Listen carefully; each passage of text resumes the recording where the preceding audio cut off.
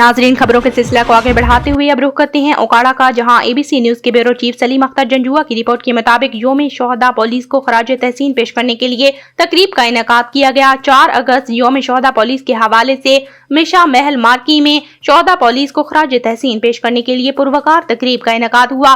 صوبائی وزیر زراعت سید عاشق حسین کرمانی، MPA میاں محمد منیر، MPA غلام رضا، VC اوکاڑہ یونیورسٹی، تاجروں، ممبران، امن کمیٹی، سول سوسائٹی کے افراد، صحافیوں اور شہریوں نے شرکت کی۔ تقریب کا آغاز قومی ترانے سے کیا گیا اور شہداء کی یاد میں 1 منٹ کے لیے خاموشی اختیار کی گئی۔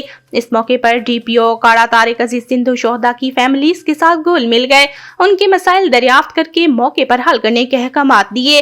بچوں نے شہداء کو خراج تحسین پیش کرنے کے لیے ملی نغمے گائے۔ اوکاڑہ پولیس کی جانب سے شہداء کی فیملیز میں تحائف بھی تقسیم کیے گئے۔